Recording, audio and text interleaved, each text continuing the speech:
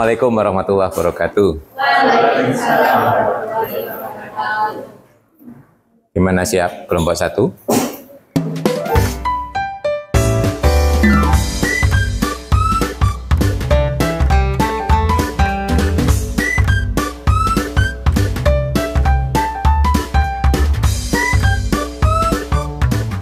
Assalamualaikum warahmatullahi wabarakatuh.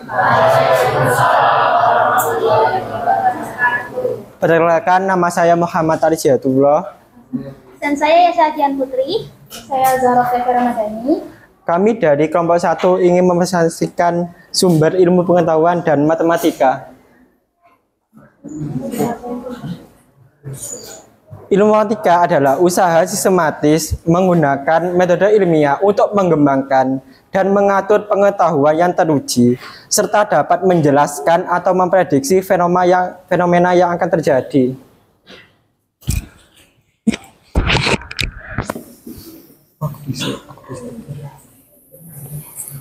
Dari ilmu pengetahuan terdapat beberapa sumber, yaitu yang pertama adalah rasionalisme.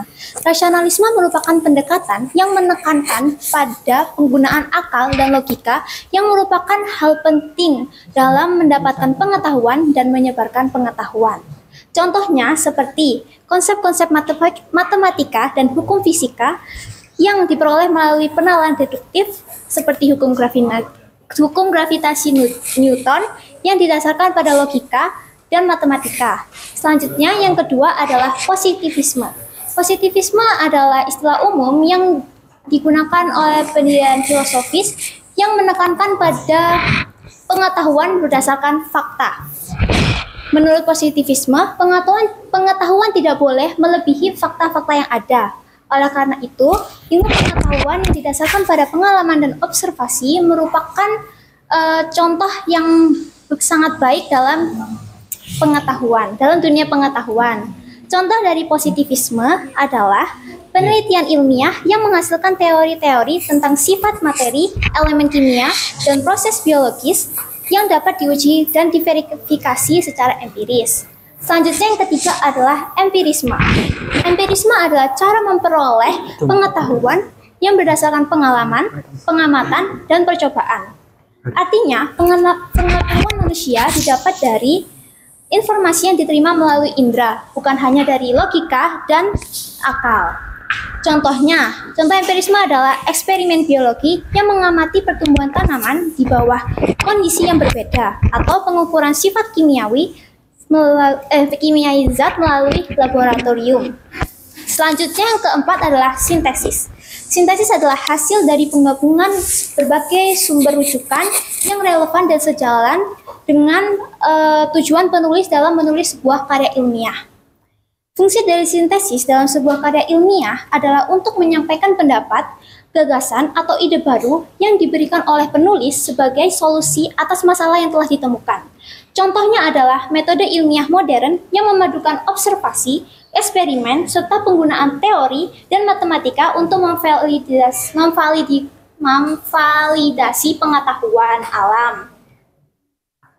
Selanjutnya, matematika secara umum adalah ilmu yang mempelajari tentang bilangan, bentuk, pola, struktur, serta hubungan di antara konsep-konsep tersebut dengan menggunakan penalaran logis dan sistematis.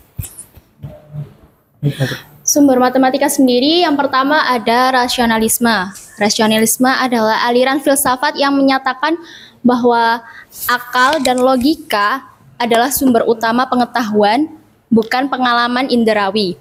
Dalam matematika, rasionalisme sendiri terlihat pada penggunaan pembuktian deduktif yang mengutamakan logika dan akal untuk memperoleh kebenaran, bukan sekedar pengamatan. Contohnya yaitu matematika sering dibangun lewat logika tanpa harus diuji langsung ke dunia nyata. Contohnya menemukan rumus luas segitiga, terus menghitung 1000 kuadrat dalam pikiran tanpa perlu menggambarkan kotak-kotak sebanyak itu. Yang kedua yaitu aksioma dan postulat. Aksioma dan postulat sendiri merupakan pernyataan yang dianggap benar tanpa perlu dibuktikan. Biasanya untuk aksioma itu bersifat umum, dan menjadi landasan dalam teori matematika. Sedangkan postulat itu mirip dengan aksioma, namun lebih spesifik dalam suatu bidang tertentu.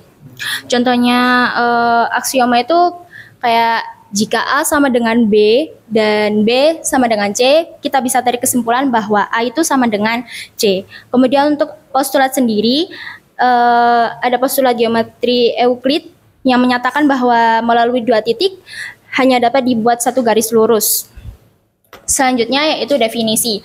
Definisi dalam sumber pengetahuan matematika itu sangat penting karena lewat definisi kita bisa mengkomunikasikan bagaimana suatu konsep atau konteks tersebut. Jadi jika tidak bisa mendefinisikan konsep tersebut akan menjadi suatu kesalahpahaman. Contohnya bilangan prima ya. Bilangan prima itu kan bilangan bulat lebih dari satu yang hanya punya dua faktor. Kemudian definisi lingkaran itu himpunan titik-titik yang berjarak sama dari satu titik pusat. Selanjutnya yaitu empirisme. Empirisme sendiri adalah aliran filsafat yang menyatakan bahwa pengetahuan diperoleh dari pengalaman. Dalam matematika, empirisme itu sebagai inspirasi atau ide yang kemudian nantinya akan dicari pola-polanya, kemudian dibentuk suatu dugaan atau konjektur, sehingga nanti dari dugaan tersebut harus dibuktikan agar menjadi suatu hukum matematika yang sah. Yang kelima yaitu positivisme. Positivisme itu suatu paham yang menyatakan bahwa pengetahuan itu harus didasarkan pada bukti nyata yang dapat diobservasi dan dibuktikan secara logis. Jadi dalam matematika itu menolak hal-hal yang bersifat khayalan atau metafisik. Lewat positivisme sendiri juga menekankan sikap tanggung jawab dan kejujuran. Yang keenam yaitu kontekstualisme. Kontekstualisme dalam matematika yaitu prinsip yang menekankan bahwa matematika itu selain dipahami dan dipelajari, juga dapat diaplikasikan dalam kehidupan sehari-hari berdasarkan apa yang terjadi di lingkungan sekitar kita. Jadi matematika itu bukan hanya teori, tetapi juga alat untuk memecahkan masalah nyata dalam kehidupan sehari-hari. Kesimpulan, persamaan antara pengetahuan alam dan matematika adalah sama-sama menggunakan akal dan logika sebagai dasar berpikir. Perbedaannya adalah ilmu pengetahuan alam dan matematika, yakni penerapannya di mana matematika condong mengolah angka, pola, dan kelogisan, sedangkan ilmu pengetahuan alam lebih condong dalam meneliti mengenai alam, benda, dan hewan dalam kehidupan sehari-hari. Sekian presentasi dari kami, apakah ada yang ingin ditanyakan? Kalau tidak ada pertanyaan, saran juga boleh. Saya hitung sampai 5 ya.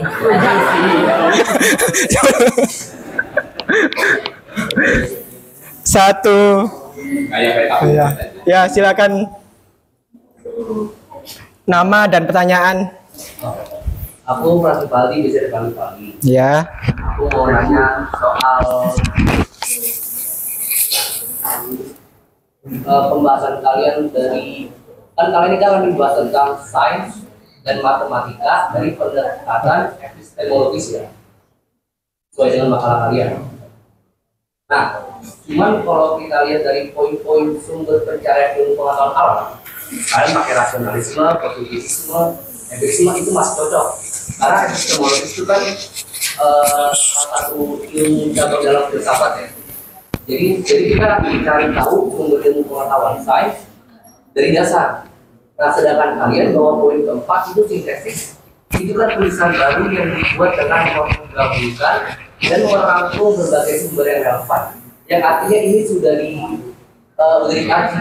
Jadi kalian malah membahas dari karya ilmiah bukan dari dasar. Jadi pertanyaanku, kenapa kalian bawa sintesis di penjelasan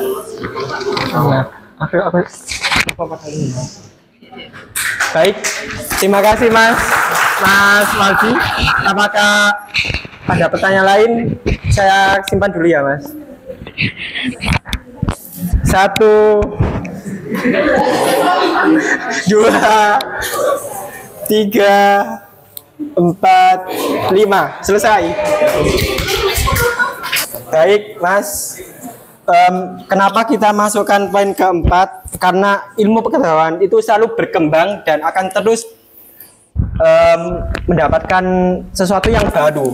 Jadi yang lama itu bukan berarti salah dan juga nggak akan selalu benar, tapi akan selalu muncul-muncul referensi yang baru. Dan itu kenapa kita masukkan poin nomor keempat tersebut. Apakah ada tanggapan apa kurang jelas? Aku Mungkin bisa tapi contohnya contohnya itu Contoh dari sintesis itu kayak memadukan observasi, eksperimen, serta penggunaan teori dan matematika untuk memvalidasi pengetahuan alam. Jadi kayak memadukan dari observasi, eksperimen, serta penggunaan teori yang udah ada gitu loh. Jadi kayak dipadukan dari percobaannya, eksperimennya, terus dipaduin sama teori-teori dari matematika dan sains. tanggapan. Kan tadi katanya sintesis itu kan observasi, kan, pengamatan dan eksperimen. Kan di empiris juga deskripsinya kan sama melalui pengalaman, pengamatan dan percobaan. Contoh perbedaan antara empiris dan sintesis itu apa gitu yang biar kita tahu penjelasan logisnya antara contoh dari dua itu yang beda itu apa gitu. Kan kalau dari deskripsinya kan sama kan, pengalaman, pengamatan dan percobaan. Observasi itu kan pengamatan juga. Kalau empirisme itu memperoleh pengalaman pengamatan, berarti seseorang itu melakukan eksperimen kan? Kalau empiris. Kalau empiris. Kalau sintesis itu menggabungkan, jadi datanya sudah ada. Tapi berdasarkan pengalaman yang lalu dan sudah teruji gitu. Itu proses penggabungannya, bukan proses pengamatannya. Ya, silakan. Tadi kan udah jawab yang empirisme sama yang sintesis. Nah, bedanya lagi sama positivisme itu apa? Karena melalui observasi. Observasi itu kan juga pengamatan. Izin menjawab ya. Positivisme sendiri itu kayak apa ya? Misalnya kayak kejujuran lah. Jadi itu sudah terbukti gitu loh. Positivisme itu sudah terbukti, sudah menekankan pada fakta, sudah ada hal yang sudah jelas gitu loh. Jadi kayak Gimana ya ngomongnya? Juga sama nggak sih? Melalui proses eksperimen dan penelitian. Sintesis itu hanya proses penggabungannya, bukan proses. Misal ada observasi sama eksperimen kan, tapi kan itu ada kayak penggunaan teori dan matematika. Nah itu kayak dipadukan gitu loh jadi satu. Tolong ya. Kalau yang apa namanya di positivisme itu penelitian ilmiah yang menghasilkan teori-teori tentang sifat materi. Jadi kayak Positivismenya itu proses eksperimennya. ya penelitian Sintesis itu penggabungan dari Iya. eksperimennya. Jadi positivisme itu kayak menciptakan teori lah gitu loh. Teori-teori ilmiah. Penggabungan teori. Iya, kayak tapi sama penelitiannya gitu. Sudah. Apakah ada yang ingin ditanyakan lagi? Oh, sudah cukup ya. Ya, terima kasih. Ya, sekian dari kelompok 1. Wassalamualaikum warahmatullahi wabarakatuh. Terima kasih, Pak.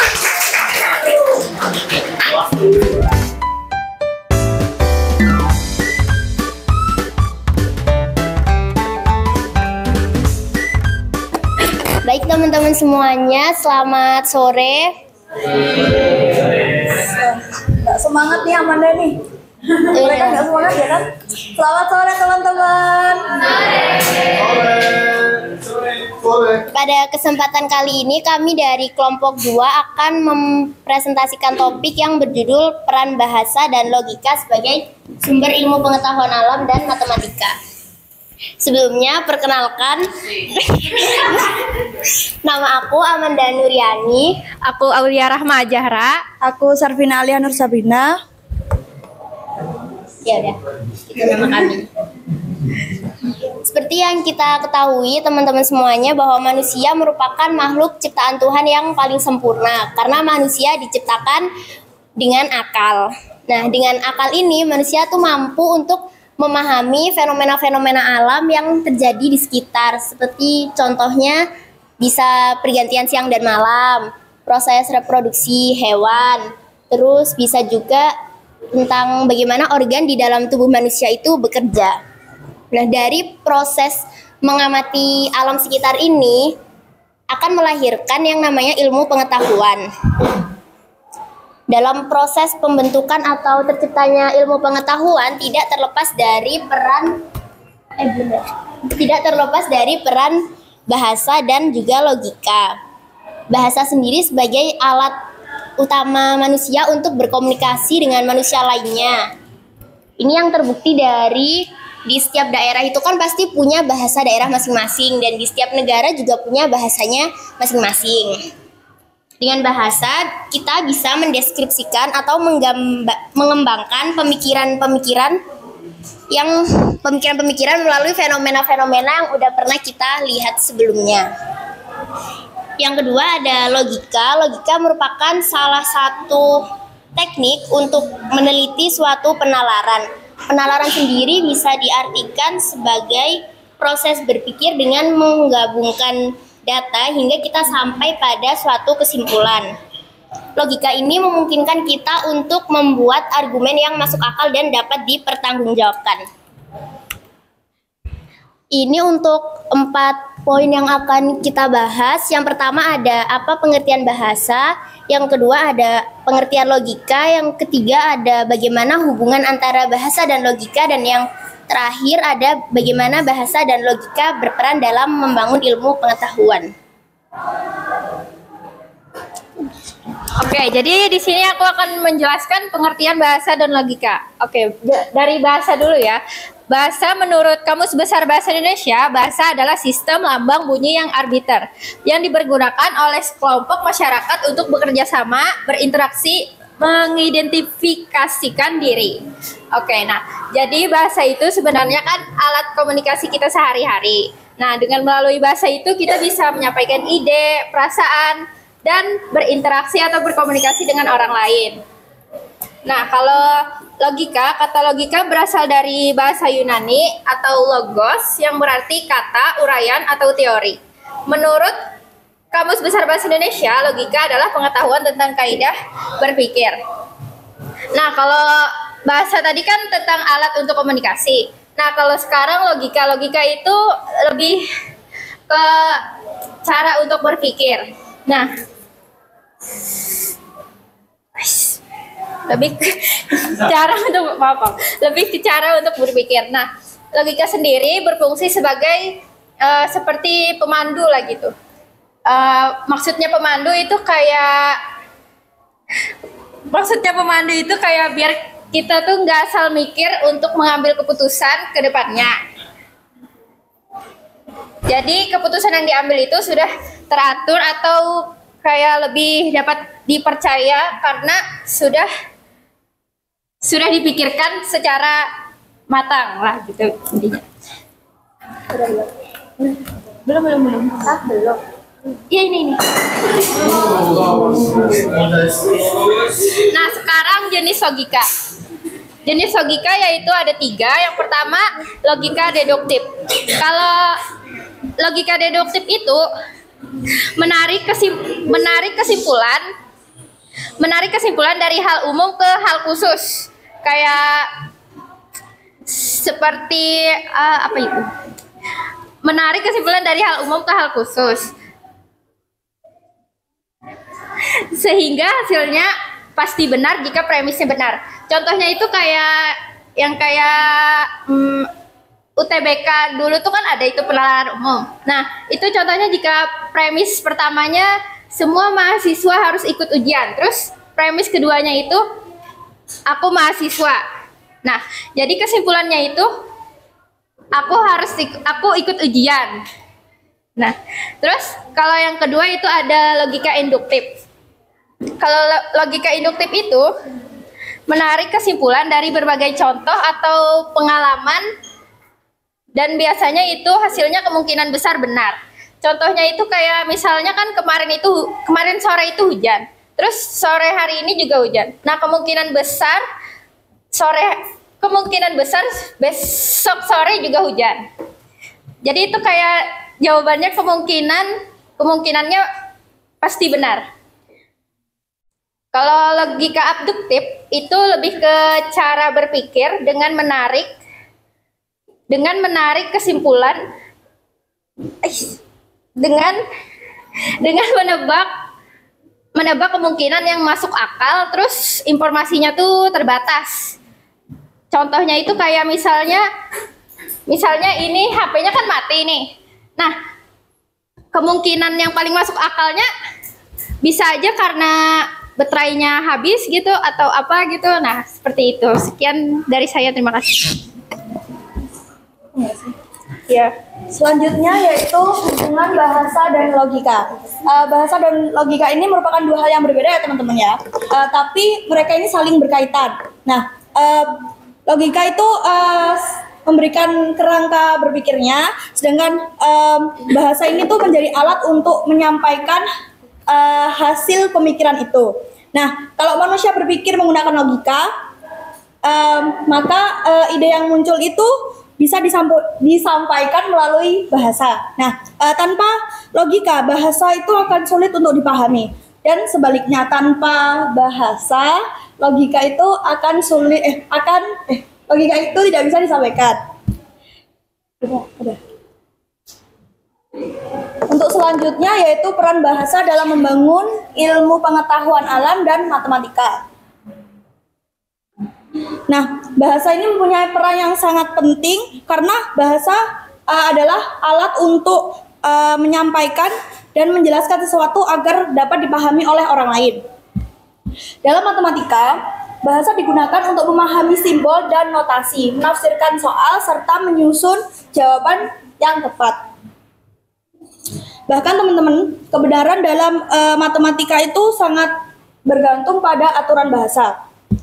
Sedangkan dalam ilmu pengetahuan alam, bahasa berfungsi menjelaskan konsep-konsep yang sulit dibayangkan secara langsung. Jadi dengan adanya bahasa, kita itu dapat memahami dengan mudah konsep-konsep tersebut. Selanjutnya yaitu peran logika dalam membangun ilmu pengetahuan alam dan matematika.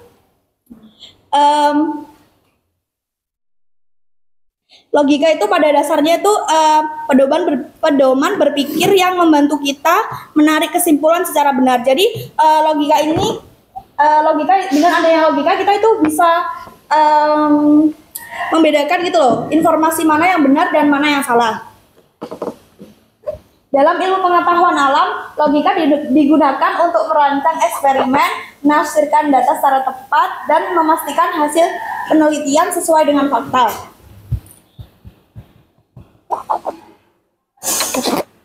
Nah, tanpa logika, proses penelitian itu tidak dapat atau sulit untuk berjalan dengan teratur, dan hasil penelitian itu nanti tidak bisa dipertanggungjawabkan atau bisa jadi tidak valid.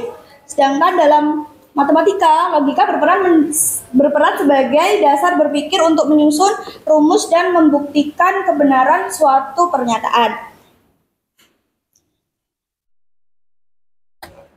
Nah, jadi dengan adanya logika ini, proses berpikir dalam matematik kita itu jadi lebih terstruktur gitu loh teman-teman ya.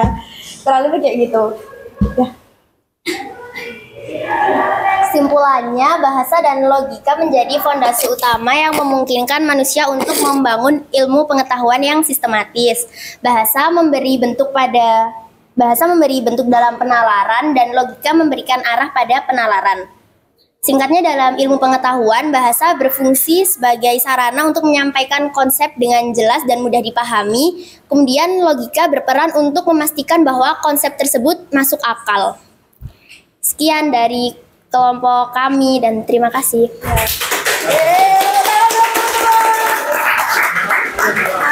Nah, selanjutnya kita di sini mau ngerjain biar kalian lebih paham sama materi apa yang udah kita sampaikan, teman-teman. Silahkan, mohon izin Bapak, silahkan teman-teman buka HP-nya. belum. Gimana sih caranya?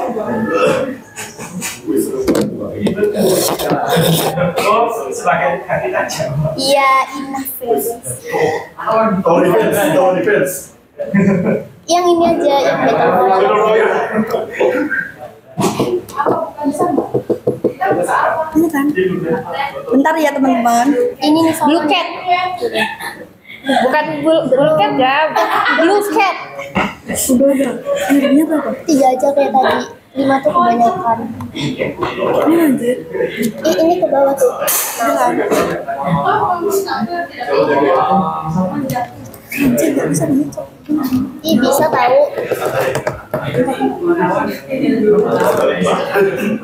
Kok lemot? Sabar ya teman-teman. Biar seru. Tuh, seperti Atau itu. ini, hotspot aku aja. Si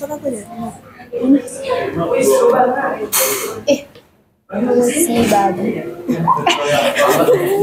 ngomong biar prepare login aplikasi login web. Itu di iniin aja langsung di disconnect, habis itu mana punyamu? Bentar, yang hai.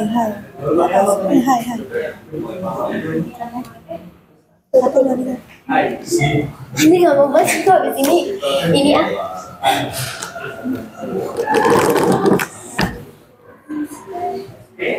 Sebentar ya.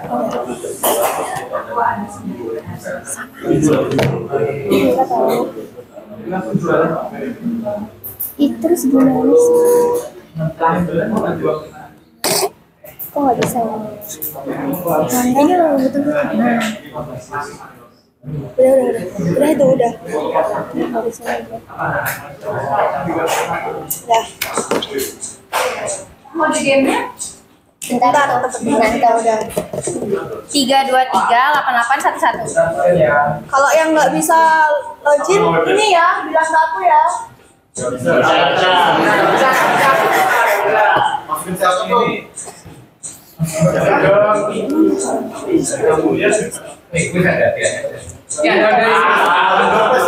Ada dong.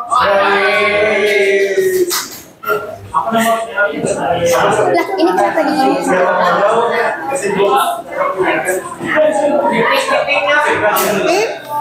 Bebas. Siapa? Apa? Bebas.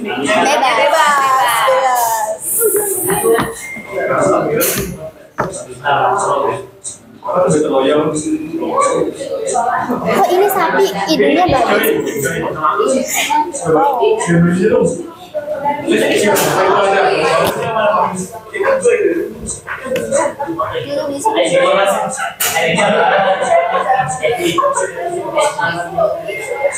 Itu di atas.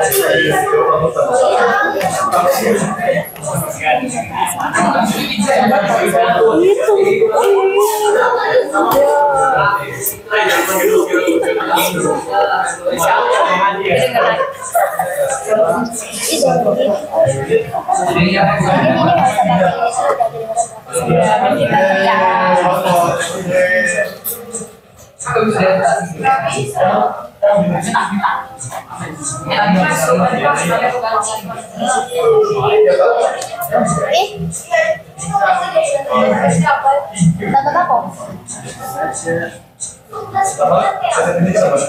Ini kenapa belakang nggak kenapa-napa coy?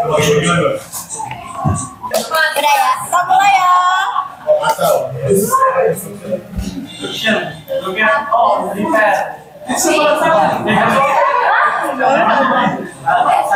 Iya, nanti kalian 1 lawan 1. Iya. Tapi random.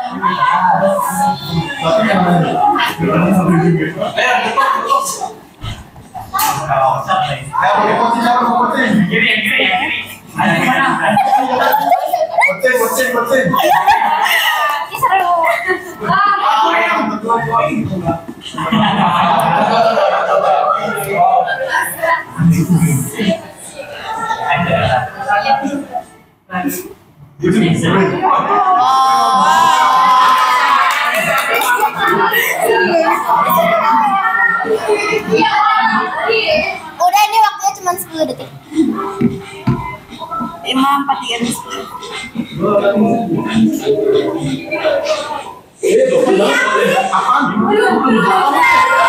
Iya, kan waktunya cuma 10 detik. Kan di layar itu ada tuh yang muter-muter. Ya, sinyalnya.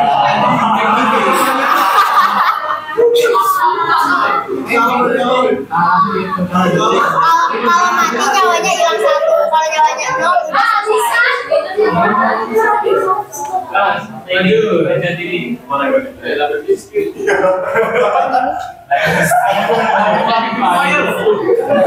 Oh iya,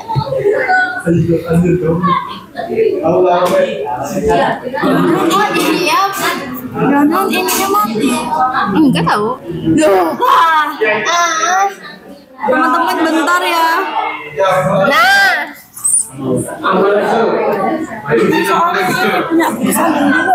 Sama punya ini. Ayo waktunya 10 detik ya. Ya udah nggak apa-apa nggak apa-apa. Kayak mana enggak?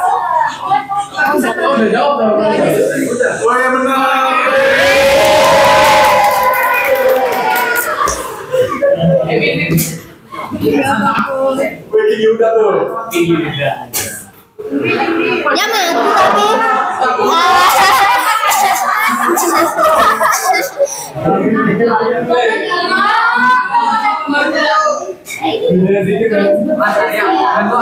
Ini aja.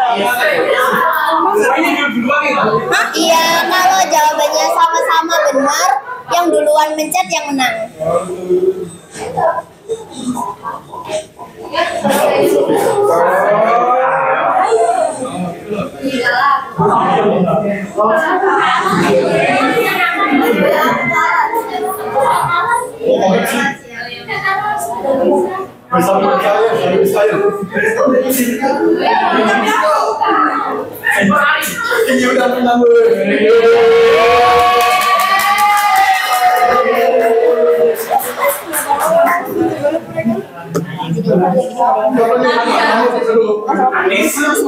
Sisa 18.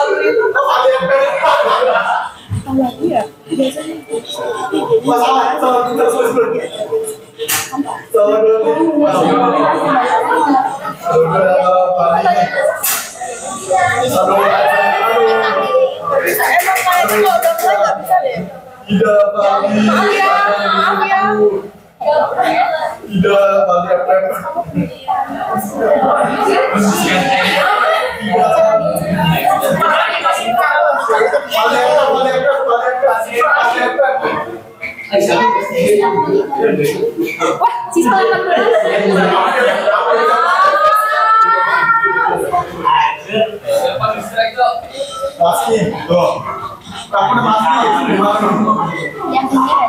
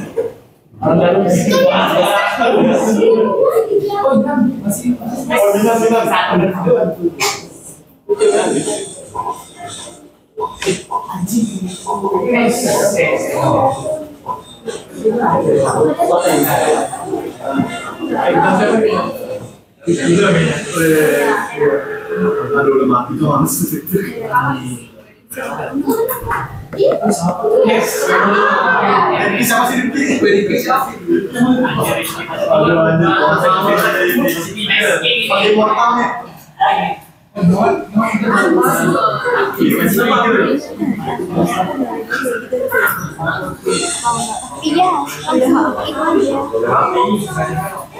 Aku kamu bawa kesini. Ini ambil. Iya, enggak. Nanti aja kesini.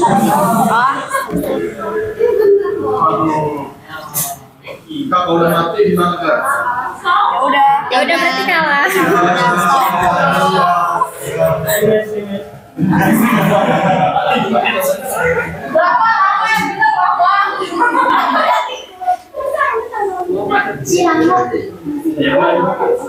Bagus. Bagus. Ayo, makan bagus. Bagus. Ya bagus. Bagus.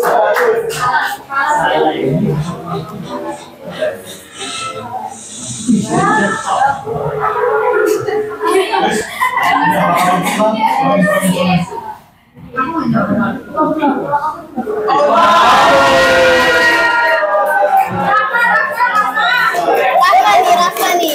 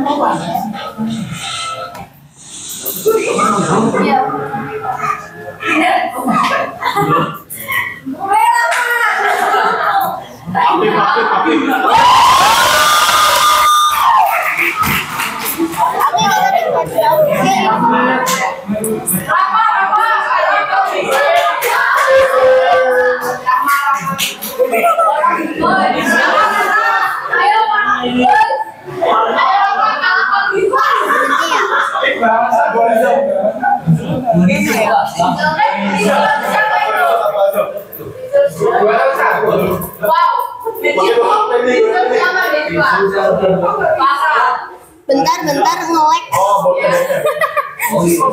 Bentar ya jaringannya. Coba sambungin ke UM lagi. Coba yang juga itu dulu saja.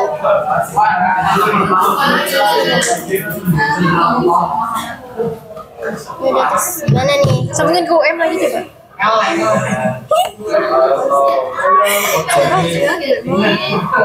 Kalian kenapa di sini?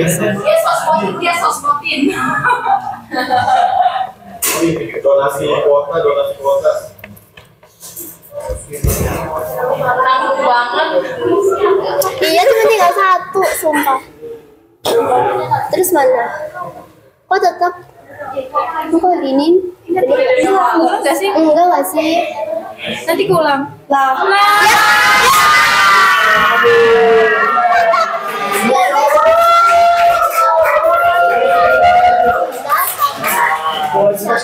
Aktif ya itu berarti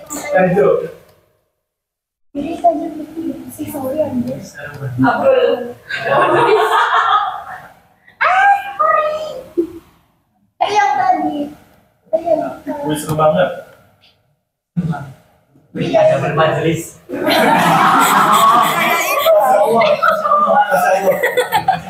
Nggak ada loh, sumpah. Itu bukan tahu. Coba yang atas tuh yang host. Atas paling atas. Oh ini ya? Ya. Ya, aku ulang deh. Ya. Nonton kecewa. Bisa ada winnernya. Ya 3 itu. ya udah tiga. Ya udah. Siapa tadi? Yang awalnya kan Ari.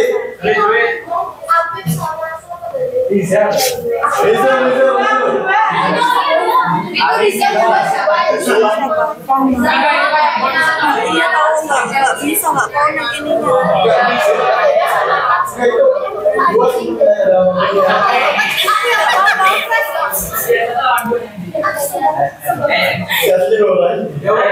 Materi logis. beda. Untuk teman-teman yang tadi namanya ada di ini, siapa tadi namanya? Rahma sama mana ada? Bukan. Irfan sama Bukan Irfan, Apip sama Riza. Silakan maju ke depan.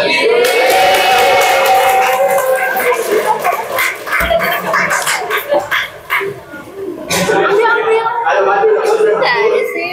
Kata dia dong. Kita mau dia. Tuh, Bang. Sepeda gratis, sepeda gratis. Motor listrik.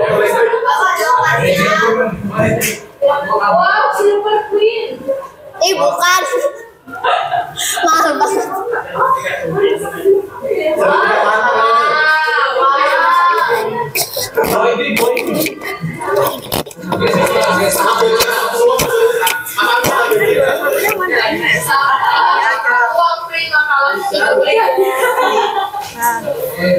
Ya, Ini.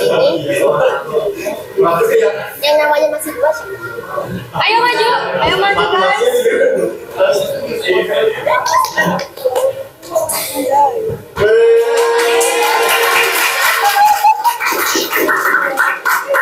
Tadi yang nyawanya masih dua siapa? Rahma. Iya nggak sih? Aku bisa tahu. Terus ini satu-satu ya? Sweet aja. Ya enggak sama aja. Sama aja deh. Dan ini Rahma ini. Yang ini lebih mahal aja. Ini 2000-an soalnya. Ya kan? Skema Ya udah kasih aja. Terserah. Kamu itu. Iya. Itu yang cowok-cowok yang ini. Siapa?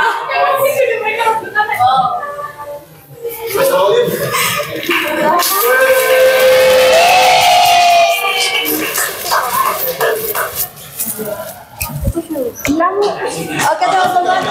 Iya. Terima kasih atas antusiasnya hari ini ya teman-teman. Tepuk tangan buat kita semua. Enggak ada. Kami tidak buka sesi pertanyaan ya. Terima kasih. Sudah ini Dadah teman-teman. Terima kasih teman-teman.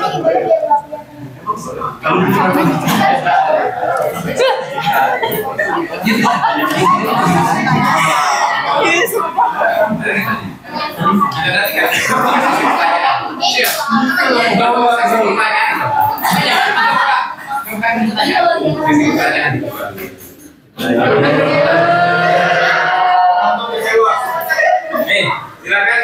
Ini karena temannya ada pertanyaan. Nanti kalian berdua aku ada pertanyaan. Ada yang mau bertanya atau menyampaikan sesuatu? Mau tanya. Ke depan dulu. Nanti kan dicat kolomnya. Enggak, nanti sekarang kalau sekarang disampaikan. Udah ya? Kalau ada ya? Ya. Ada. Pertanyaan. Tunggu gimana? Sekarang. Ya sekarang. Di depan. Kalau bawa laptop nggak apa-apa. Kalau laptop nggak apa-apa. Itu tolong dimatikan.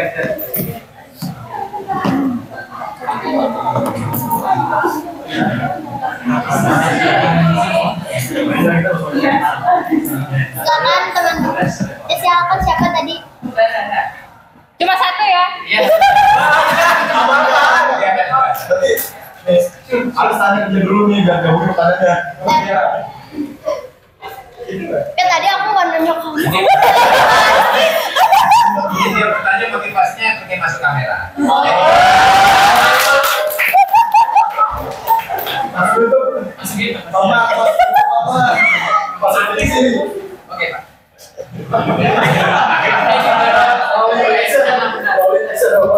Gimana kalau misalkan ada bahasa yang nggak perlu kita pelajari sehingga itu membatasi logika yang kita dapatkan. Misal kayak gini, bahasa itu bisa terbatas karena adanya belum logika yang belum bisa terjelaskan gitu. Karena logikanya belum bisa dijelaskan dengan bahasa yang ada, itu ada solusinya. Pertanyaannya itu Lebih banyak.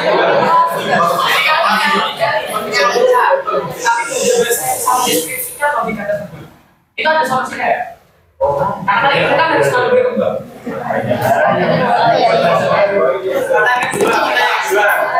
Pertanyaan kedua.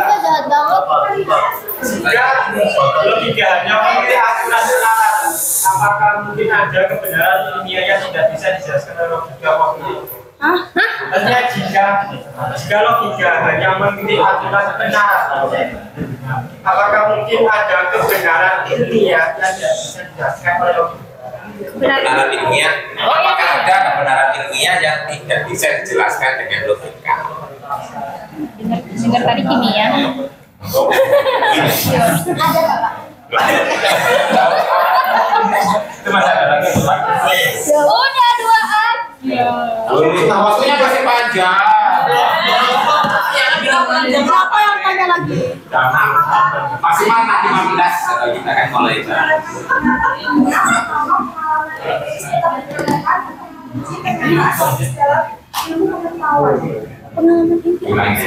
Apakah logika selama untuk menjalankan kebenaran ilmiah ataukah pengalaman empiris tetap diperlukan untuk menguji pernyataan logis dalam ilmu alam? Oh, aku mau punya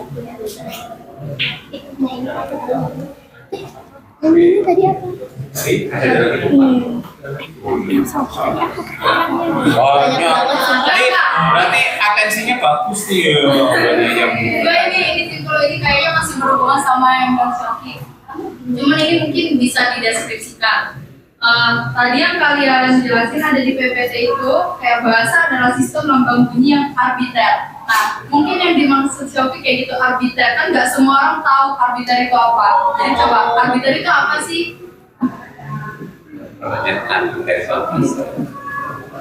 Bahasa yang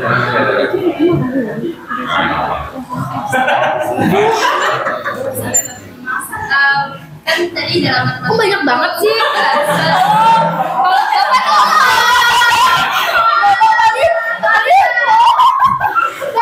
Tadi kan masih dingin waktu makalah 1 ya, makalah. Teman-teman yang bisa jawab bantu ya. ya. Ada dianya nggak? Kan tadi kan dalam matematika itu kan bahasa digunakan untuk notasi dan simbol. Sementara logika itu dari pembuktian. Nah, menurut kalian manakah yang lebih fundamental dalam membangun kebenaran matematika itu? Yang lebih penting. Gua nggak pernah Antara bahasa apa logika? Aku mau jawab pertanyaan Daro. Itu tuh jadi logika sama bahasa itu dalam matematika tuh sama-sama penting ya. Jadi kalau misal apa namanya? Kalau kita jadi sebentar.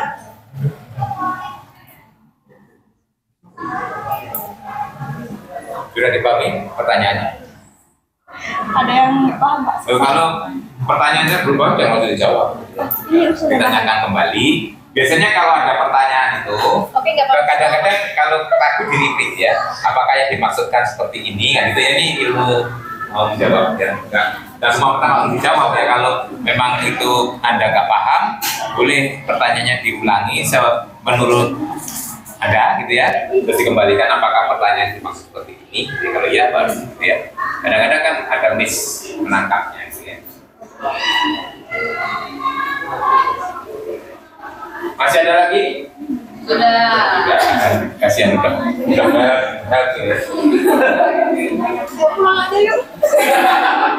Jadi kamu jawab dulu itu. Jadi aku mau jawab pertanyaannya. Apa pertanyaan kamu tadi? Jadi apakah logika ada cukup? Berdasarkan yang pernah aku baca itu nggak cukup. Jadi harus ada pengalaman yang dilalui juga. Kan dalam sains itu kan banyak praktikum-praktikum. Nah itu nanti logika tuh membantu kayak apa ya? Menuntun kita dalam kegiatan praktikum itu. Sekiranya tuh apa yang kita pikirin itu kira-kira masuk akal atau enggak, nah pas di praktikum itu benar apa enggak, sesuai apa enggak sama yang kita pikirin. Iya. Boleh tapi jawab pertanyaannya sama. Apa? Bentar. Arbiter itu apa? Itu bentar ya ditanyain di sini. Mas lagi. Ganti jawab pertanyaan siapa boleh nggak? Boleh. Boleh silahkan. Mau bantu ya?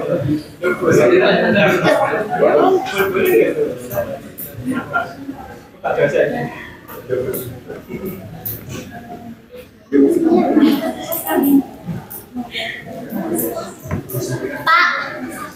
itu temannya yang duduk mau ada yang membantu menjawab pertanyaannya. Boleh ya? Iya, boleh kok.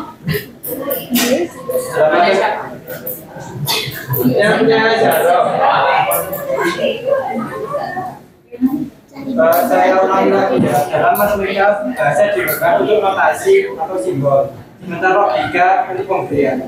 Nah, sama kayak pertanyaan ini sama kayak gini, mana yang penting, apakah logika atau bahasa yang penting? Itu pertanyaannya hampir mirip itu. Keduanya sama penting. Jika salah satu hilang, ilmu tidak akan bisa disampaikan. Terima kasih. Tangan dong. Bantuin lagi dong ya.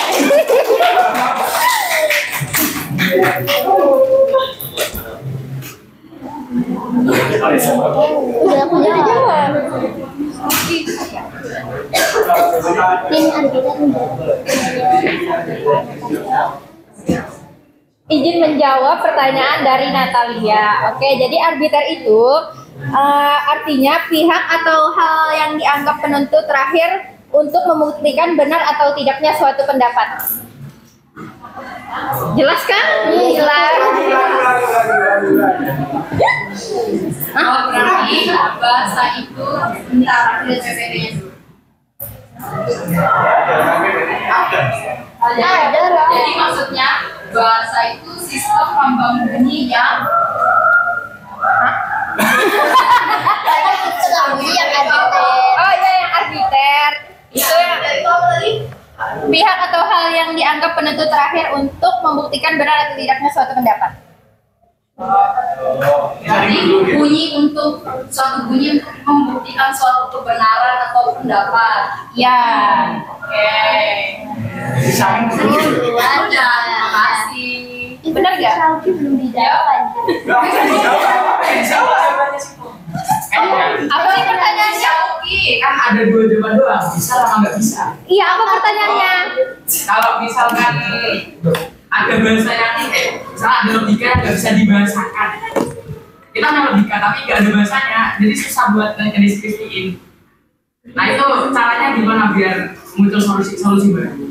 Ya udah dipendam aja. Apa Jadi itu bisa muncul suatu bahasa yang baru?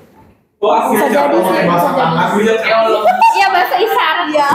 Bisa jawabnya? Ya, silakan. Boleh nggak? Boleh. Itu sama kayak pertanyaan Jandro ya, ini apakah yang tanpa logika dan bahasa ilmu itu tidak bisa disampaikan? Jika salah satunya hilang, itu mungkin tidak bisa disampaikan dengan baik. Jika logika hilang, maka apa yang ingin disampaikan? Jika bahasanya hilang, apa yang ingin disampaikan? Nah itu bukannya bahasa muncul karena logika. Nah, gini.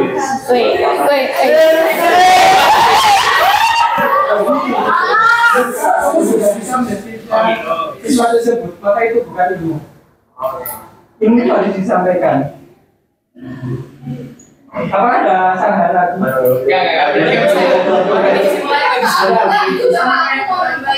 Nah, jadi mungkin bukan nggak bisa. Jadi logika yang didapat tuh bukan nggak bisa disampaikan dengan bahasa atau kata-kata, tapi mungkin sulit. Bukan, maksudnya itu tuh sulit untuk memilah dan memilih kata-kata yang tepat supaya dapat mudah untuk dipahami. Seperti itu. Jadi semua logika itu sebenarnya bisa disampaikan dengan bahasa, hanya saja penyampaiannya itu mungkin yang sulit. Kayak yang kita kerjain tadi pagi, algoritma itu kita tahu caranya, kita itu tahu, kita paham, cuman kita bingung ini kata-katanya ini gimana, kita menyusunnya gimana, kayak gitu menurutku ya. Terima kasih. Udah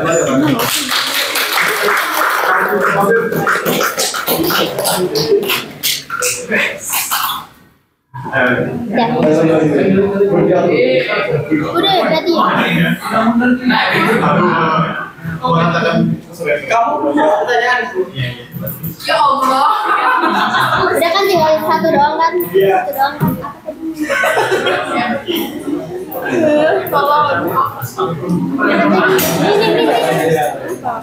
Ini Kan dengan logika. Ya kan? Berarti ini apa? Izin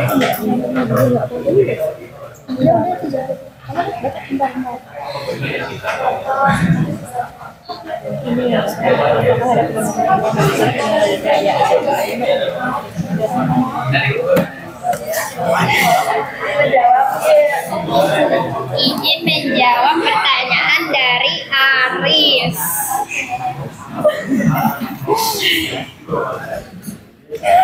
Tadi ini kan pertanyaannya apa? Apakah ada kebenaran ilmiah yang dapat dijelaskan dengan logika? Gitu kan pertanyaannya? Yang tidak bisa. Jadi bisa aja bisa nggak? Oh, bisa aja ya? Itu pertanyaan dong. Ya. Jadi jawabannya iya ada. Contohnya tuh matahari terbit dari Ya mungkin dan kebenaran ini ya ada nggak kebenaran ilmiah yang nggak bisa diungkapkan? Menurut aku nggak ada. Nggak ada karena kan tadi logika dan bahasa itu ini beriringan dengan ilmu pengetahuan. Kalau menurut aku nggak ada karena jadi kan logika dan bahasa itu selalu beriringan dengan ilmu pengetahuan. Hah? Iya, berarti nggak bisa. Ini udah bentuk ini ya. Gimana sih? Apakah ada kebenaran ilmiah yang nggak bisa dijelaskan dengan logika? Ya nggak ada, semuanya bisa. Gitu ya, pokoknya semuanya. Ya emang kalau nggak bisa apa? Iya, menurut aku. Ya menurut Aulia, menurut aku saja. Ya menurut semuanya.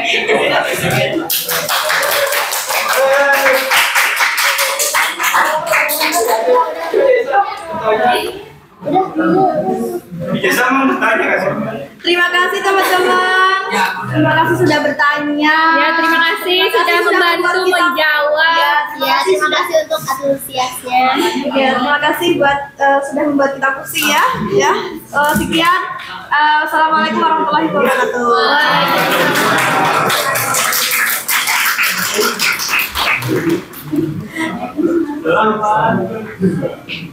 Kita sudah menyelesaikan dua materi pertama, yaitu yang pertama itu adalah sumber ilmu pengetahuan dan matematika, terus yang kedua posisi bahasa dan logika gitu ya dalam perkembangan sains dan matematika.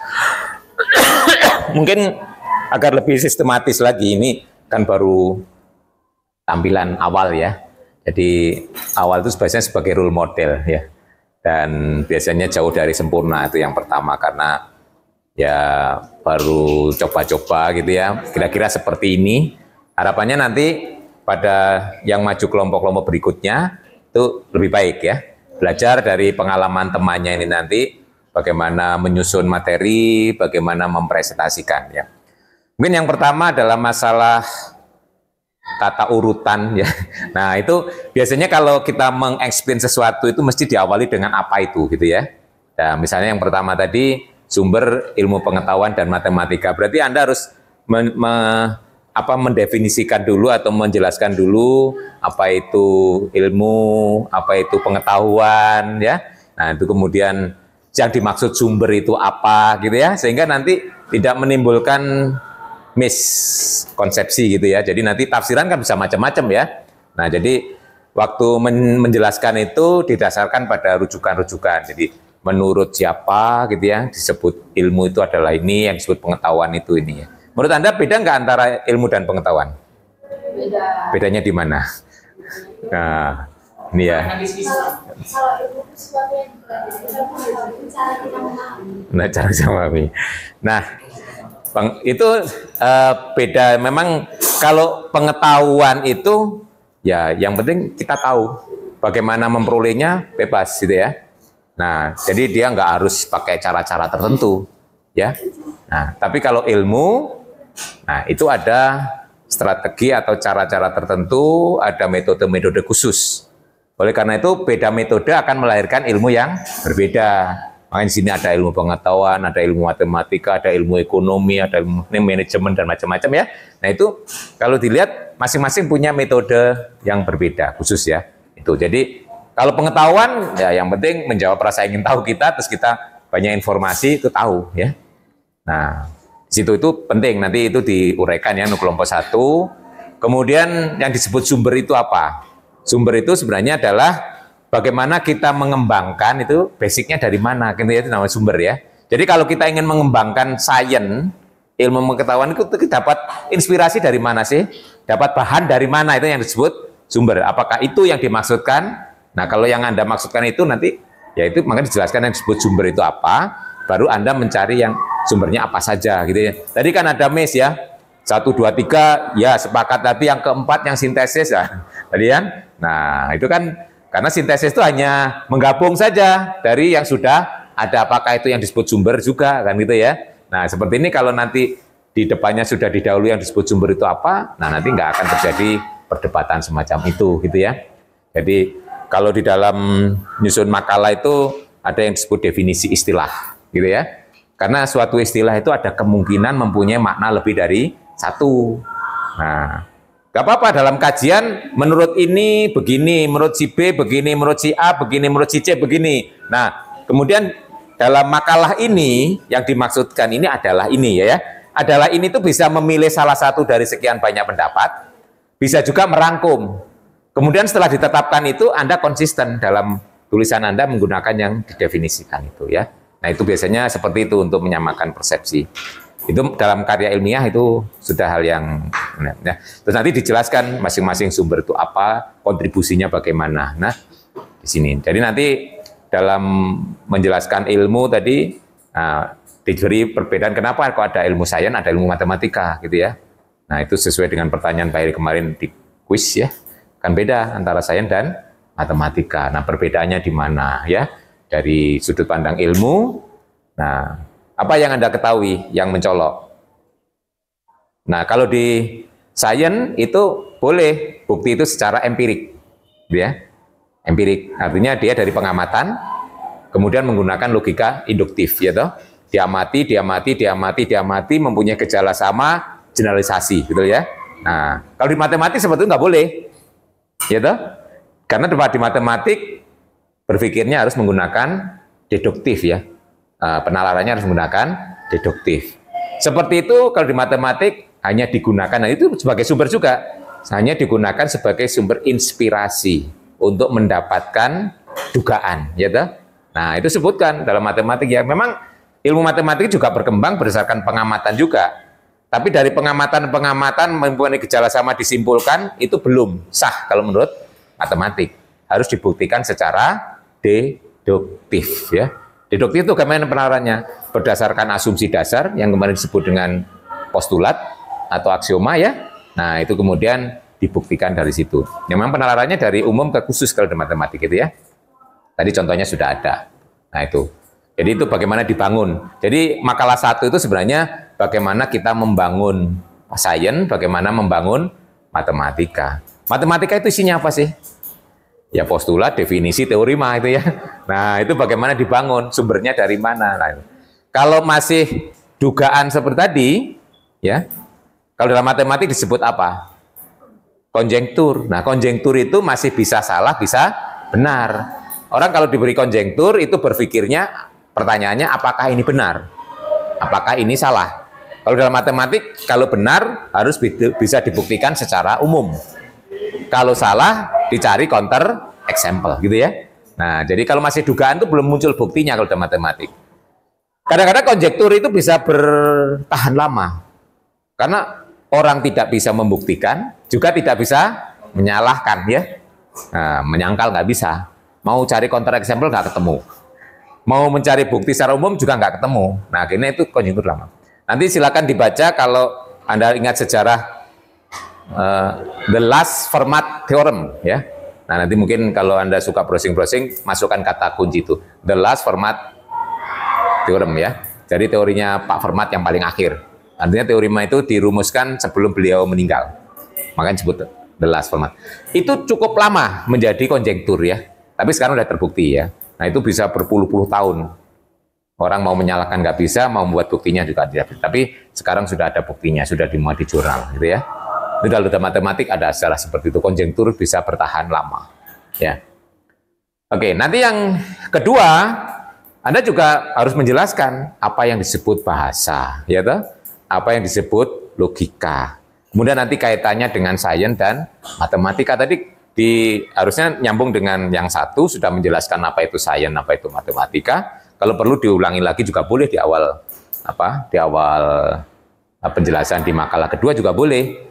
Iya, istilahnya direkol lah istilahnya, direkol lagi untuk mengingatkan kembali. Jadi matematika itu seperti ini. Nah, kalau seperti ini butuhkah bahasa? Butuhkah logika, gitu kan ya? Sains itu seperti ini, butuhkah bahasa? Butuhkah? Itu yang harus kita jawab kan? Nanti kesimpulannya. Nah, Anda harus memposisikan apa? Bahasa dan logika itu sebagai alat atau tools ya. Dan mempunyai fungsi yang berbeda. Ya. Jadi tidak bisa dipertentangkan ya, bahasa dengan logika itu digunakan sebagai alat untuk bernalar, untuk mendapatkan sesuatu, kesimpulan. Mengkomunikasikannya menggunakan bahasa. Nah ya, mengkomunikasikan menggunakan bahasa. Jadi kalau sudah kita berpikir, kan ada di otak kita ya, bernalar, ada sesuatu hasil, kemudian mengkomunikasikan. Makanya sekarang ada suatu ilmu yang berkembang itu, kalau tidak dipublikasikan nggak ada gunanya. Nah, proses publikasi ini sebenarnya menggunakan bahasa kan ya. Jadi publikasi itu bisa nulis di jurnal, bisa conference ya, bisa poster ya. Seperti Anda nanti saya pun minta poster gitu terakhir ya. Nah, dari project itu adalah masalah komunikasi. Nah, permasalahannya tadi muncul pertanyaan, bagaimana kalau bahasa nggak cukup untuk menjelaskan apa yang didapat dalam suatu pengetahuan ya? Ya dikembangkan bahasanya kan? Iya, makanya muncul istilah-istilah baru yang mungkin dulu nggak ada kan? Iya. Coba bayangkan sekarang ditelusuri dengan berkembangnya IT, itu Anda bandingkan 10 tahun yang lalu nggak ada istilah ini gitu ya. Sekarang muncul. Jadi orang akan meng-create. Ingat, bahasa itu sebenarnya kan isinya simbol-simbol. Kata itu adalah simbol sebenarnya kan ya. Simbol untuk menjelaskan sesuatu, untuk menyampaikan sesuatu ide gagasan. Nah kalau ini nggak ada, ya makanya suatu bahasa dibandingkan bahasa lain mempunyai kelebihan dan kelemahan masing-masing. Contoh untuk menjelaskan, mendeskripsikan padi secara detail, bahasa Inggris nggak cukup. Mulai padi ditanam sampai jadi nasi garing, ya toh, itu semuanya rice. Tuh. Tapi bahasa Jawa bisa detail tuh. Ya. Ono pari, ono gabah, ya, ya toh, ono beras, ono menir, ya toh, ono sego, ono upo, ono karak, gitu. Nah, itu dalam semuanya itu kalau di dalam bahasa Inggris rice, tapi di bahasa Jawa ada sekian banyak kosakata. Nah, itu. Nah, kadang-kadang suatu bahasa bisa menyerap bahasa yang lain untuk menjelaskan itu ya. Nah, kalau kita mau mendeskripsikan perubahan beras tadi ya, mulai dari ditanam padi sampai jadi karak misalnya ya di bahasa Jawa itu, nah itu bahasa Inggris nggak bisa menjelaskan ya toh. Ya semuanya rice jadi rice, rice jadi rice, terakhirnya rice juga kan. Nah itu ya, mungkin fry rice saja, sego goreng gitu ya. Nah seperti itu, makanya adopsi bahasa itu biasa ya, menyerap bahasa Indonesia menyerap bahasa Inggris, bahasa Indonesia menyerap bahasa Jawa, kemudian nanti distandarisasikan ya. Nah itu, jadi bahasa itu terus berkembang dengan perkembangan ilmu pengetahuan. Nah, tapi orang sekarang masih meyakini bahasa Inggris itu masih cukup, ya kan? Dengan perubahan-perubahan yang mendasar yang ada ya. Nanti sambil jalan dilengkapi, bahasa Inggris cukup untuk komunikasi sains ya. Makanya untuk bahasa-bahasa sains internasional masih banyak menggunakan bahasa Inggris ya. Bahasa Inggris kadang paling jurnal-jurnal internasional, kemudian konferensi internasional itu masih pakai bahasa Inggris, itu masih dirasa cukup untuk menjelaskan perkembangan ilmu pengetahuan. Nah, matematika sendiri posisinya sebagai apa? Matematika itu selain tools untuk bernalar yang di dalamnya ada logika, matematika itu sebenarnya juga merupakan bahasa, betul? Iya. Anda pernah ada ungkapan mathematics is language of science, betul ya? Jadi matematik adalah bahasanya sains. Ya. Kenapa ilmu pengetahuan alam jauh lebih pesat daripada ilmu pengetahuan sosial perkembangannya, gitu ya? Karena ilmu pengetahuan alam lebih cepat menggunakan matematika sebagai bahasa dibandingkan dengan ilmu sosial. Makanya komunikasinya jauh lebih lancar. Jadi dia komunikasinya, sains itu tidak hanya sekedar menggunakan bahasa manusia, ya, tapi juga menggunakan bahasa matematika. Rumus-rumus itu sebenarnya bahasa kan? Iya. Ya, coba bayangkan kalau tidak ada rumus, ada beberapa itu yang disampaikan dalam bahasa mungkin panjang sekali kan ya. Nah, tapi dengan simbol yang ada di matematika jadi simpel, sederhana ya, dan universal, ya toh. Kalau Anda menulis rumus matematika itu orang bahasa apapun paham gitu ya. Misalnya Anda nulis AX kuadrat ditambah BX ditambah C sama dengan 0. A, B, C anggota R, A tidak 0, ya. Simbol itu semuanya simbol. Saya nanya kata-kata tadi semuanya simbol, tidak 0 kan tidak sama dengan 0 gitu ya. Simbol. Itu Anda pasang, asalkan orang itu sudah pernah belajar di sekolah ya, mesti tahu maksudnya adalah persamaan kuadrat, betul ya. Nah, tapi kalau dengan bahasa, nah, bahasa Indonesia mengatakan persamaan kuadrat ya. Bahasa Inggris mengatakan quadratic equation. Ya, mungkin bahasa lain mengatakan apa lagi ya. Nah, kita kesulitan memahaminya itu ya. Ini masalah keterbatasan kita menguasai bahasa. Akhirnya harus ada bahasa-bahasa yang sifatnya universal. Nah, itu bahasa simbol ya. Nah, makanya nanti muncul penyimbulan-penyimbulan yang disepakati secara internasional nanti simbol-simbol itu ya. Nah, seperti rambu lalu lintas. Bahasa itu ya. Itu internasional ya. Coba namanya belok ini ya, itu di Amerika ada, di sini juga ada, di perempatan di pertigaan ada ya. Nah, itu kalau kita baca itu mesti mempunyai makna yang sama kan, U-turn itu ya. Berarti di situ tempatnya. Nah, kalau U-turn dicoret berarti nggak boleh belok di situ kan itu ya, putar balik ya.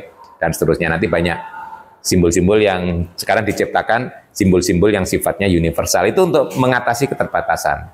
Sebagai contoh juga untuk orang-orang yang punya keterbatasan, misalnya tidak bisa berbicara, ya, tidak bisa melihat, tidak bisa mendengar, itu harus diciptakan simbol-simbol yang universal berlaku untuk mereka, ya, karena mereka tidak bisa mengikuti bahasa yang, ya, seperti kita gunakan yang normal gini ya. Nah itu, jadi yang disebut bahasa jangan diartikan ya seperti bahasa Indonesia, bahasa Inggris itu ya. Nama bahasa itu adalah banyak ya, termasuk matematik juga bisa disebut sebagai bahasa. Karena dia menerjemahkan gitu ya. Makanya kalau di dalam ilmu pengetahuan, biasanya permasalahan itu kalau menggunakan matematik itu kan permasalahan itu dimodelkan. Nah, namanya ilmu pemodelan ya nanti ya. Anda nanti akan begitu. Kalau di dalam dunia aktuaris ya, aktuaria, ada permasalahan yang berkaitan dengan masalah polis atau masalah apa yang berkaitannya dengan itu. Permasalahannya mula-mula deskripsinya dalam bentuk bahasa sehari-hari kan. Nah, agar bisa diselesaikan secara matematis, permasalahan itu dimodelkan dulu. Berarti dari bahasa manusia, bahasa sehari-hari, diubah menjadi bahasa matematika. Nah, setelah menjadi bahasa matematika dalam bentuk variabel dan macam-macam, bisa dimanipulasi ya secara matematis. Menggunakan hukum-hukum yang ada di matematik, menggunakan hukum logika dan sebagainya, kemudian muncul suatu result, hasil, kesimpulan. Nah, hasil ini perlu dikembalikan lagi. Tujuannya apa? Bisa dikomunikasikan kembali. Coba kalau Anda nggak bisa mengubah kembali ke dalam bahasa sehari-hari, susah mengkomunikasikannya karena tidak semua orang paham dengan simbol-simbol matematis gitu ya. Nah, sebagai contoh kalau Anda dapat proyek ya dari suatu perusahaan, direkturnya nggak ngerti matematik misalnya ya. Nah, Anda dapat proyek. Ini saya punya permasalahan seperti ini, dideskripsikan ya permasalahannya. Coba selesaikan secara matematik bagaimana. Nah, Anda kan dari permasalahan diberikan, dimodelkan, dimanipulasi, dapat solusi. Nah, akhirnya kan Anda harus mengkomunikasikan kembali kepada tim memori project. Nah, ini mengubah kembali kepada bahasa. Termasuk kesimpulan apa itu kan harus diterjemahkan kembali ke dalam bahasa yang komunikasi sehari-hari. Nah, itu ya. Jadi, di situ akan terlihat bagaimana peranan bahasa, peranan logika. Nah, satu lagi yang menjadi remark saya, apakah ada perbedaan antara berpikir dan bernalar? Tadi kan ilmu dan pengetahuan. Berpikir dan bernalar. Nah tadi ya, muncul kan ada istilah bernalar, berpikir. Nah, Kalau logika itu digunakan berpikir apa bernalar? Bernalar ya. Bedanya apa? Berpikir dan bernalar itu. Kalau orang mikir itu belum tentu punya tujuan. Pokoknya mikir gitu ya. Ya. Saya memikirkan pacar saya gitu ya. Ya mikir. Tapi tujuan akhirnya apa nggak tahu gitu ya. Nah, tapi kalau bernalar ada. Tujuannya apa? Ya, menyelesaikan berarti mendapatkan suatu konklusi, kesimpulan, betul? Iya. Jadi kalau bernalar, itu fakta-fakta yang kita punyai apa? Premis-premis apa? Reasoning-reasoning, alasan-alasan yang kita punyai apa? Akhirnya mendapatkan suatu kesimpulan. Ya, itu namanya bernalar. Mendapat. Jadi dari alasan-alasan karena begini, faktanya begini, dan seterusnya, oh, kesimpulannya seperti ini. Ini dalam sehari-hari Anda sering pakai itu ya. Kayak kemarin Anda memutuskan masuk ya di aktuaria UM gitu misalnya ya, itu Anda melakukan penalaran ya, harusnya loh ya, nggak tahu kalau ya ikut teman gitu aja ya. Nah ini kan Anda harus memutuskan sesuatu kan ya. Nah mengambil kesimpulan bahwa saya nanti masuk prodi aktuaria UM. Nah itu suatu keputusan. Tentu Anda akan ada reasoning-reasoningnya, alasan-alasannya apa gitu ya. Nah, banyak alasan itu baik subjektif maupun objektif ya kalau dalam penalar sehari. Nah, itu penting. Makanya yang disebut penalar itu mempunyai kerangka. Kalau dalam ilmu logika itu yang disebut apa? Argumen.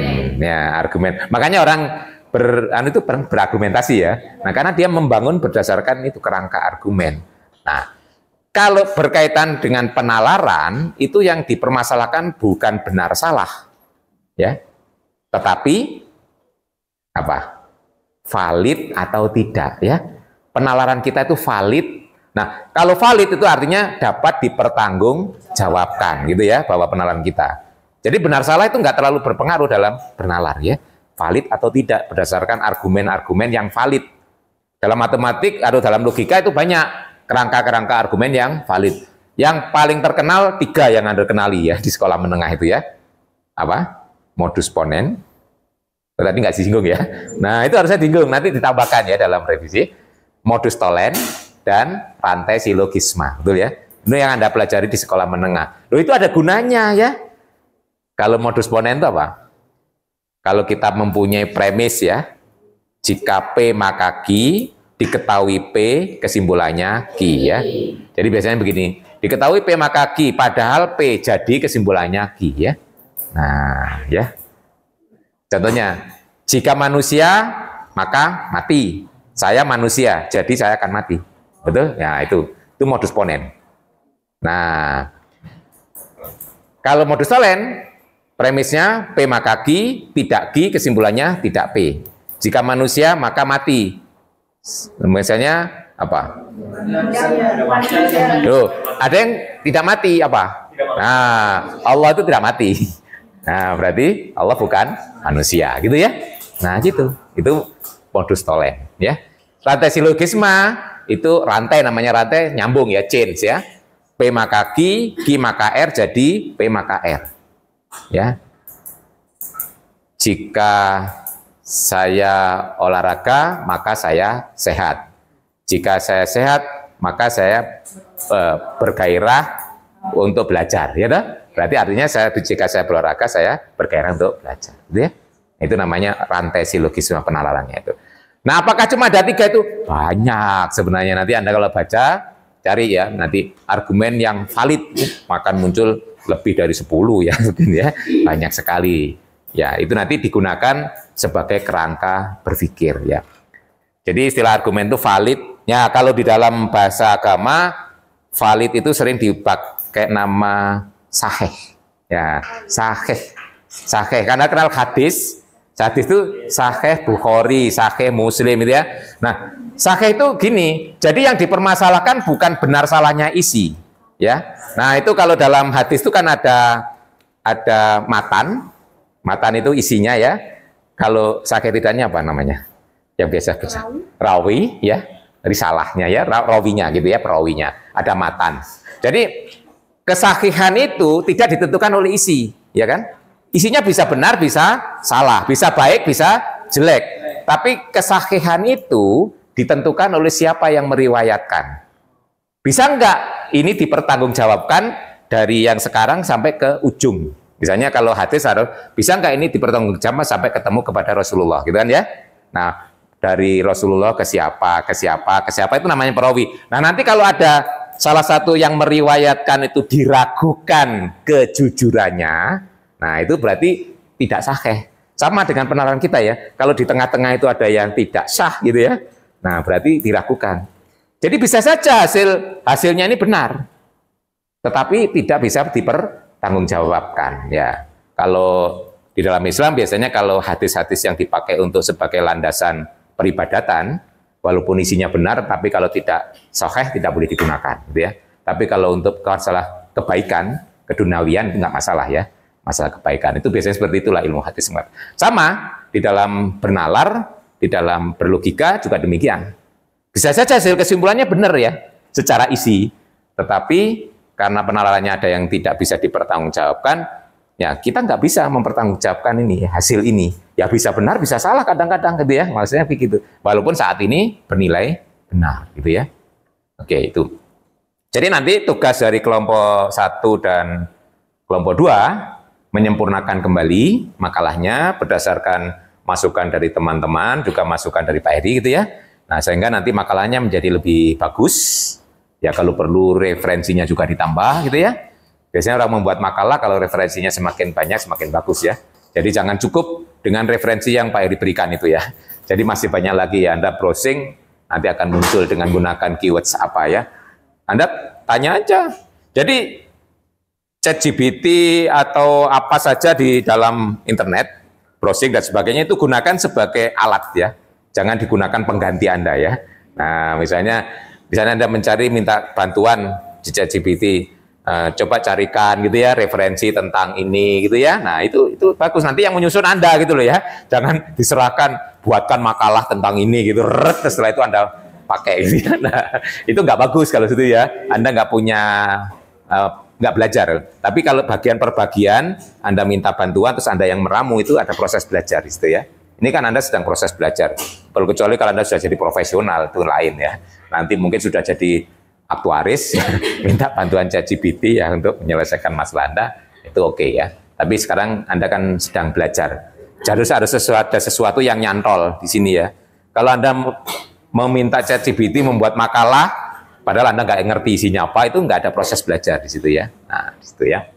Gunakan sebagai tool, sebagai alat bantu saja. Jadi nggak ada larangan gunakan itu ya. Tapi istilahnya gunakan secara bijak, tidak merusak tujuan utama Anda gitu ya. Nah itu. Nanti salah satu contoh bahwa itu ChatGPT itu nggak bagus, itu dari sudut bahasanya misalnya ya. Itu Anda harus meluruskan kembali kata-katanya itu baku gitu ya, kaku gitu ya kalau dalam ChatGPT, karena mereka sudah diberi di program, di pola gitu ya. Seperti ini, polanya begini, dia tinggal ngisi aja bagian-bagian itu ya. Nah itu kalau dibaca memang kaku banget gitu ya. Nah Anda salah satu tugasnya merefine, memperhalus bahasa itu sehingga menjadi bahasa manusia gitu ya. Kalau ChatGPT bahasa mesin ya. Oke, jadi usahakan ya gak usah lama-lama ngerevisi, paling sepekan gitu selesai, biar nanti bisa mengerjakan yang lain lagi berikutnya gitu ya. Jangan ditunda-tunda gitu ya. Nah, lebih cepat lebih bagus ya. Nanti secepat mungkin bisa digunakan temannya sebagai referensi untuk belajar ya. Nanti kan apa yang kita presentasikan ini nanti kan sebagai bahan UTS ya. Sebagai bahan UTS untuk pertemuan ke-8, presentasi sampai pertemuan ke-7 ya. Oke, cukup ya. Untuk Kamis kita nggak sampai jam 6 lah ya. Untuk ya secukupnya, pokoknya kita presentasi, kemudian ada pertanyaan, tanya jawab, kemudian terakhir saya mengulas sebagai penguatan ya, meng-highlight ya mana-mana yang perlu diperhatikan dan mana-mana yang perlu ditambahkan dan seterusnya ya. Nah dari sini saya harapkan proses belajar itu semakin aktif Anda ya. Jadi ilmu yang kita dapatkan tuh semakin lengket gitu loh ya. Kalau Anda di given saja gitu ya, di drill gitu ya, nah itu kadang ambil lalu gitu ya, hilang. Tapi kalau ada proses pencarian, kemudian ada sedikit salah, ada sedikit penyempurnaan dan sebagainya, itu ada proses ya, itu biasanya akan lebih tahan lama gitu ya. Kita prosesnya dinikmati ya. Orang belajar tuh Jangan hanya berorientasi pada hasil. Prosesnya itu memang perlu juga ya. Belajar itu adalah suatu proses, nikmati saja ya. Nah, jadi kalau nanti suatu saat Anda nggak lulus, nikmati saja. Loh, wajar kalau nggak lulus 1 mata kuliah, 2 mata kuliah gitu ya. Pak Heri dulu pernah nggak lulus 2 mata kuliah ya. Ya diulang ya toh. Iya, itu pengalaman jadi lengkap toh. Kalau lulus terus nggak punya pengalaman nggak lulus kan? Iya, nanti kalau cerita nggak lengkap. Kalau cerita ke anak cucunya, bagaimana menyikapi kalau kita tidak lulus, gitu ya? Nah, bagaimana? Itu ada gunanya ya. Nah, jangan dikira nggak lulus itu nggak ada gunanya ya. Kita bisa menjiwai gitu ya. Nah, misalnya nanti kita jadi, misalnya apa istilahnya? Jadi psikolog, aktuaris kok jadi psikolog, jauh.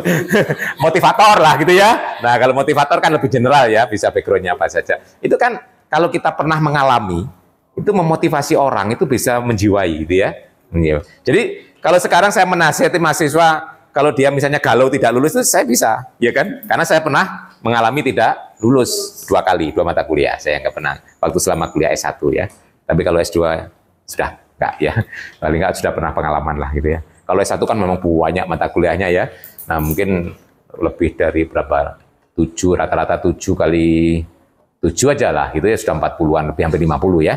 Dari 50 mata kuliah itu nggak lulus 2 itu sedikit ya, cuma 4% kan ya. 4% itu toleransi kan, kalau penelitian kita kan sekitar 5% sampai 10% ya, nggak apa-apa atau error segitu ya. Nah, anggap aja tidak lulus sebagai error gitu ya. Kan orang kadang-kadang nggak konsentrasi sebentar kan bisa jadi ya. Atau kadang-kadang mengabaikan gitu ya, karena tugasnya banyak, terus 1 mata kuliah dikorbankan, bisa jadi orang itu ya. Jadi daripada nanti jatuh semua, jatuh salah satu aja lah gitu ya. Kadang-kadang orang begitu, memilih. Harus ada keputusan memilih. Ya, kesuksesan kadang-kadang harus ada korban gitu ya. Nah, kadang-kadang tapi kalau bisa sukses semua gitu kan ya. Amin. Oke. Tapi Anda ini bisa kok sukses bareng ya, bukan karena ini bukan lomba. Orang kuliah itu bukan lomba ya. Itu sukses bareng bisa memungkinkan. Kecuali kalau lomba memang harus ada yang juara, ada yang enggak gitu ya. Karena sudah ditentukan misalnya tadi hadiahnya cuma 3 orang gitu ya. Ya nggak mungkin semuanya menang kan ya. Nah itu sudah terbatas. Oke, kelompok 3 dan 4 siap untuk pekan depan. Yang lain juga siap untuk memberikan. Saya senang yang kedua tadi sudah mulai banyak pertanyaan ya. Yang pertama tadi saya agak dikit galau ya. Kok gak banyak pertanyaan gitu ya. Nah yang kedua sampai kewalahan yang presentasi. Oke, ini lebih aktif lagi ya. Makanya nanti kalau makalah atau bahan presentasi sudah diupload, bisa dibaca gitu ya. Nah, dibaca, jadi sehingga pada saat presentasi Anda sudah siap dengan pertanyaan. Oke, nanti jangan lupa mengisi form. Yang kedua tadi juga sudah saya share ya. Nanti ya, jangan ditunda, nanti biasanya 2-3 hari sudah saya tutup, nanti ganti lagi gitu ya. Nanti hasilnya akan saya share ya. Nanti biar tahu, biar untuk introspeksi juga. Oke, sampai ketemu lagi pekan depan, tetap semangat ya. Oke, assalamualaikum warahmatullahi wabarakatuh. Waalaikumsalam warahmatullahi wabarakatuh.